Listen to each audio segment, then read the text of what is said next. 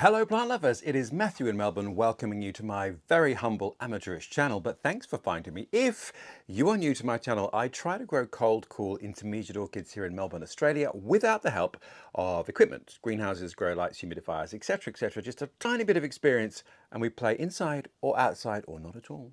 So plant lovers, if you're in a similar climate and this sounds of interest, do hit subscribe. I post every week on a Friday. And this Friday, plant lovers, is mid-spring here in the Southern Hemisphere in Australia. Yes, it is October, which means there's a lot going on and there's a lot to be done. So plant lovers, what we're going to look at this week is my spring tasks. And there's a lot of things you do every spring, but there's a few things that are new. So let's, without further ado, take ourselves into what you need to do this spring for your orchids. Now, for me, plant lovers, the first thing I need to do every spring when the weather warms up and I can actually bear to be outside is throw a lot of dead things away. Yes, this is the Oscars roll call of all the plants we lost this year. Except there's no roll call and I'm not going to listen. But needless to say, as I said, I grow orchids inside or outside. Now, generally, although it's not always the case, things tend to die outside because I'm experimenting with them to see if they can get through my winters outside undercover. So dealing with our cold winter nighttime minimums. I mean, cold is relative. It never gets to freezing really here in city centre Melbourne. But nonetheless, a lot of plants can't really tolerate that. And I must say, generally, it is seedlings that are the first to bite the dust. So as you can see, a lot going into the compost bin this year. I think my biggest death becomes her disappointment this year was my Disa.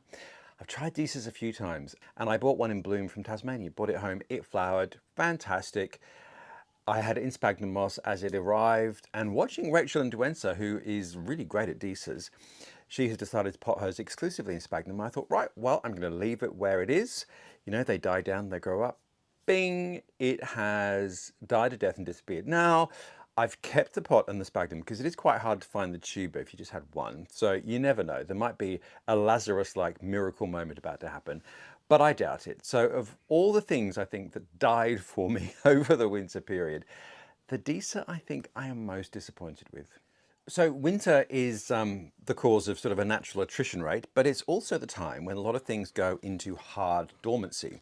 So those are the catasetum type of orchids with these sort of immense pseudobulbs, and some calanthe like this, they are deciduous. Now, many calanthes aren't deciduous. There's sort of herbaceous perennial ones as well, but the warmer climate ones do tend to be deciduous and they go into hard dormancy. So catasetum types. Well, plant lovers, yes, it is a journey for me. Now, I got very excited when I saw the nibs of these new growths emerging. But yes, they were just new growths and quite early in the piece. So they arrived maybe late autumn, early winter, and then just kind of sat, and then they've suddenly, obviously now it's spring, made a run for it. No, I've never actually seen a catasetum type orchid in bloom, and I've certainly never seen one in Melbourne. I know there are growers here that do it very well. And one of the pieces of advice for me last year was feed, feed, feed, feed. So one of the things you need to do in spring is check all of your orchids that go into a hard dormancy, like this calanthe. And you can see here, we've got our new growth emerging. So if you wanted to, spring would be the time to repot them. Now, generally you want to wait for this until the shoot's a little bigger and you can see some root development. Or you don't have to repot. And in fact, this, which is actually a Fred Clark-Arrere hybrid, I decided not to repot, but what I did do is gave it a top dressing of a little bit of organic fertilizer and a slow release fertilizer. And then once the growth was about so big, I could see the roots had started to spread across the top of the pot. So then I started to water it, and gently at first. You don't want to overdo your first watering. But then after a couple of weeks of that, I then started to introduce liquid feed into basically every other watering. And I'm watering this about every 3 days, even though it's still spring. In summer, when it goes outside to get the heat and warmth, I'll be watering it every day. But for the time being, I just gradually ramped up the watering to 3 days a week, and every other one has some liquid fertilizer. And that's either an orchid specific one or general liquid plant food, whatever you want. Just always dial it down to sort of 1/8, 1/10. But this baby I'm going to feed like there's no tomorrow. And unfortunately, you can perhaps see the leaves are a little speckled. It got super attacked by aphids. Oh, all these new juicy growths the aphids loved. And I've got, for the first time ever, a bit of an aphid problem at the moment. So I'm having to spray, which I don't love, but hey ho, that's what you have to do. So I'm going to feed this a lot this year. Well, I've got 3 of them, 3 types, and see if that won't trigger flowering for me. So there we are. The Catasetum type of orchid experiment continues. I'm not repotting this one, watering it as we go, but I will repot the other ones. And now is the perfect time to do it once the growths reach a certain height, about so big, and the roots equally as developed. And of course, spring brings certain species into bloom. And of course, I'm very fortunate in that I tend to have something in bloom all the time. But the Australian Sarcochilus types of orchids are spring bloomers and sort of mid-spring, and this is certainly the time. All mine are just beginning to open, and they're sort of at various stages, generally all hybrids. But this one is the species Sarcochilus hartmannii, and it is a wonderful specimen. I mean, look at all of these spikes. I'm just going to spin the camera around. Look at that. Look at those spikes. It's covered in blooms, which is always a delight for me to behold. And this is always the first one to open for me. So it will really be slightly going over by the time all the others are in bloom. So when the others are in bloom, I'll do a Sarcochilus catch up again. But I just wanted to show you spring is about Sarcochilus, but early spring is about the Australian Dendrobiums. So they all kind of are just about done now as the Sarcochilus comes out. So it's a beautiful transition. This one though is still open. It's the last of mine, and this is Dendrobium kingianum, but it's called white wings. I've made a few kingianum videos. They have a huge variety of form, but this one is stunning, and the most beautiful, like almost lilac-y fragrance, and it's filled the room beautifully. I came in and thought, oh, I didn't know Sarcochilus had a fragrance. Well, this one doesn't, but this certainly does. Anyway, so if you're going to repot Australian Dendrobiums, now is a good time. So they should all have finished flowering. I'd wait till they've all finished flowering, and then you can go repotting. So this is another kingianum type. Look at the size of that plant though, very different. Now, I saw this in bloom, and in fact there is one little tired flower still hanging on the end there. I found this one at a flea market last weekend actually, and it's certainly a kingianum type, and it's not delicatum, I don't think, because it could well be, but the flowers look quite different to my delicatum, and also the canes are much thinner, and it's a much more elongated plant. So I think this is just a form of Dendrobium kingianum, and it had beautiful pure white flowers. So I've got this dwarf Dendrobium kingianum in white, and now I've got a full-size one. So yes, a great time to repot. And here is some footage of me repotting them. And as you can see, what I do really is just use out of the bag orchid potting mix, which in Australia you get from hardware stores. And it's got sort of medium bark, but it's a bit more granular like. So there's a sort of a bit more, I guess, compost in it. And all of my Aussie Dendrobiums and Sarcochilus, in fact, love it. And I also use that medium for Cymbidiums as well. In fact, aroids as well, any aroids that you might want to repot. Now, Dendrobium kingianum is a great keiki producer. All of these little bits around the side here are just keikis I snapped off and shoved in. Even if they have almost no roots or no roots, kingianum keikis will still grow. They've got an incredible lust for life. And so with the repotting, you want to try and keep it as tight as possible into the pot. They do like to be pot bound. I've given this a bit more room because kingianums, this sort of strappy one, can be very vigorous, and I won't then have to repot this for years.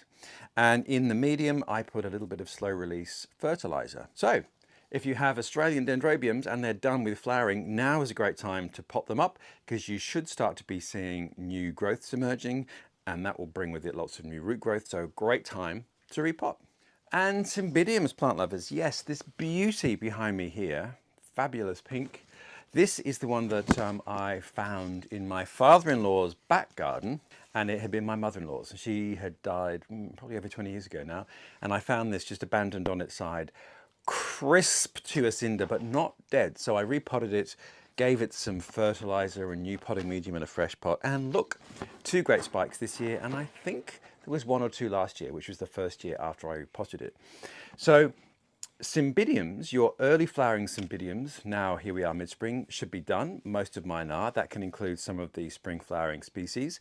So now's the time just to clean them up. Trim off those dead flower spikes, trim off any yellowing leaves, and yellowing leaves are fine on the older pseudobulbs because it just means that pseudobulb's time is up. You don't need to discard of it unless you're going to repot and you want to do some back bulb propagation, in which case you can just put that bulb in a tight pot of a loose orchid mix and keep it dry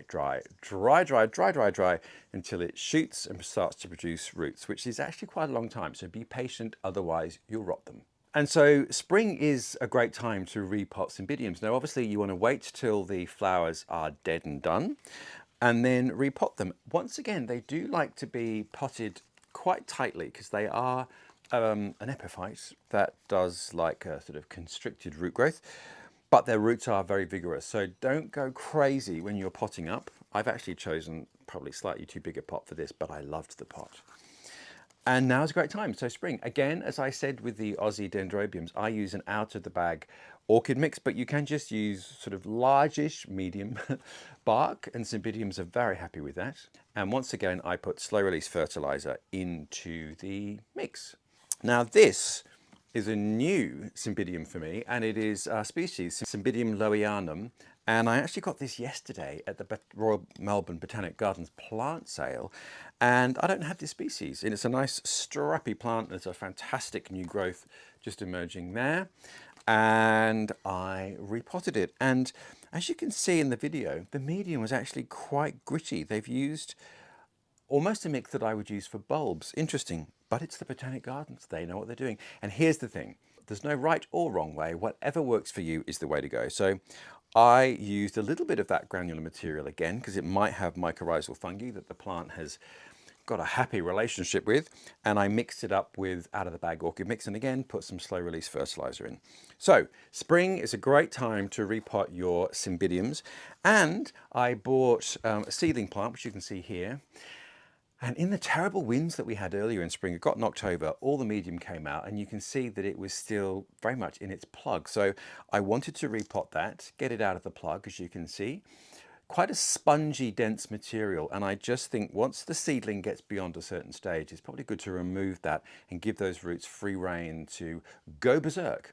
And again, I potted it into a reasonably small pot. It will be at least 3 to 4 years before that flowers.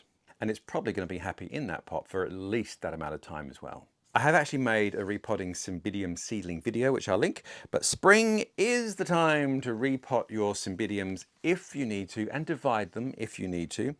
I've made a dividing video too, which was in my orchid rescue video about Cymbidiums.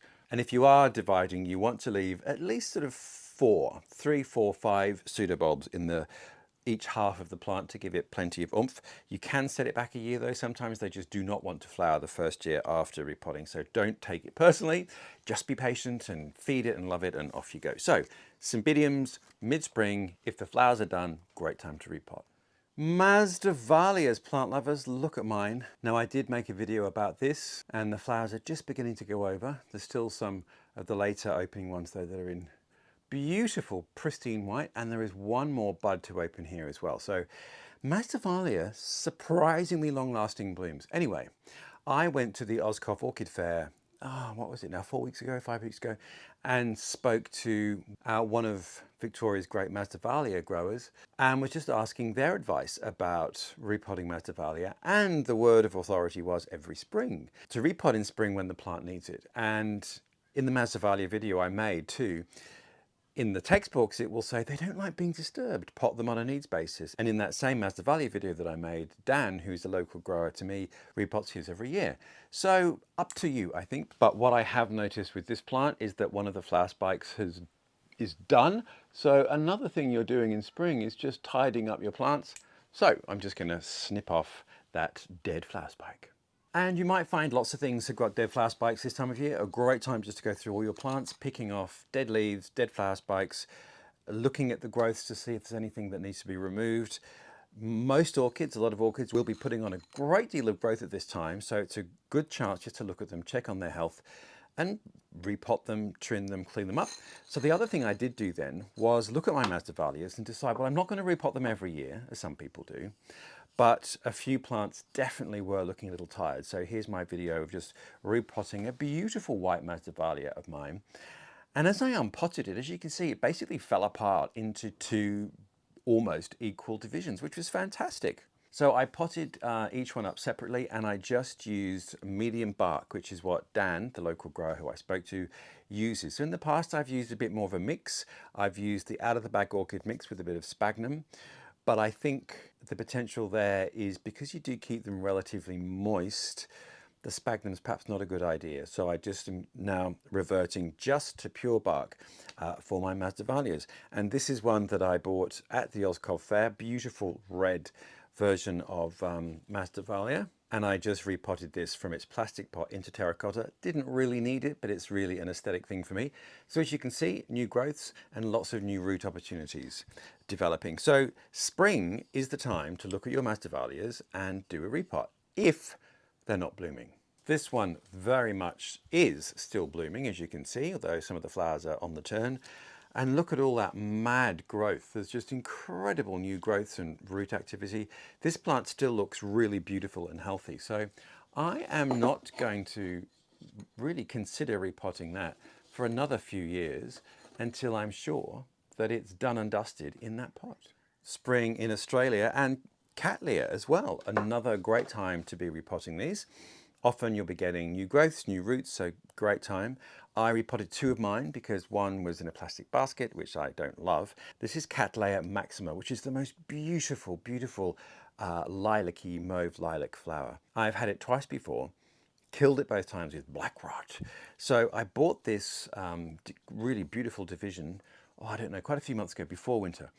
And I made an unboxing video. And when I opened it, the new growth point had been squashed and snapped off.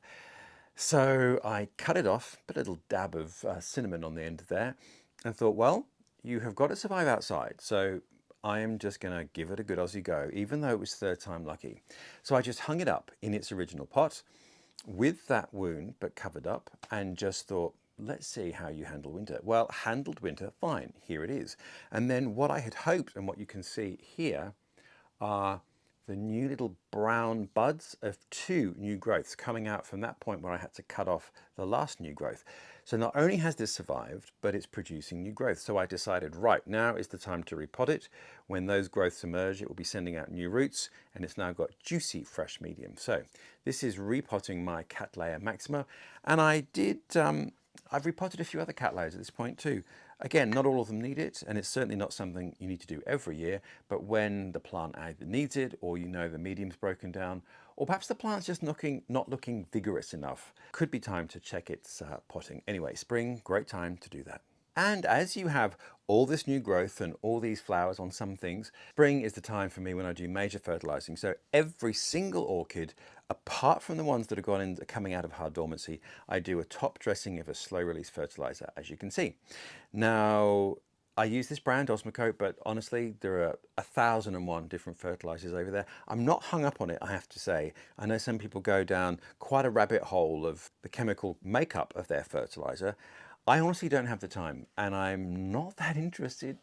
I'm not a chemist, but if that's your bag, then certainly go down that very specialized pathway. But for me, I just use this generic slow release, and there's an orchid one that's out on the market now, so I'm giving that a whirl.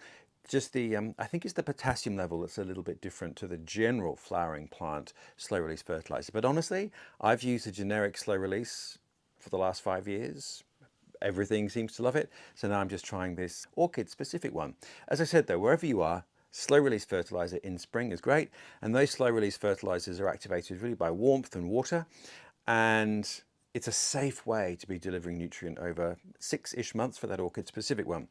Now on top of that, during the growing season, I will apply a liquid fertilizer. And to most things in high summer, maybe once a week.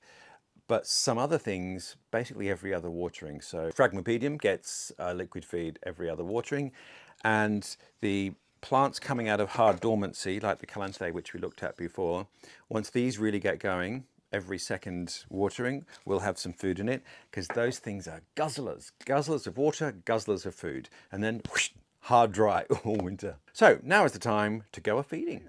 And then finally, plant lovers, time to check up on some troubled children. Now, this is a Miltoniopsis, Lillian, Nakamoto, Tanto, and it's a beautiful Miltoniopsis. Basically, white flower with almost like a black centre to the flower. It's a very dark purpley brown, I think. Quite hard to come by in Australia, and whenever I've seen it, I've always missed it, but a particular seller had one, and it was really wobbly. Basically, it had a very underdeveloped root system. So I staked it. I didn't repot it. What you might be able to see is it's still in the original black plastic pot. There you go. So I wedged it into this pot with sphagnum moss just to keep it firm. I staked the plant to keep it firm. I gave it a little mycorrhizal fungi to help stimulate that root growth.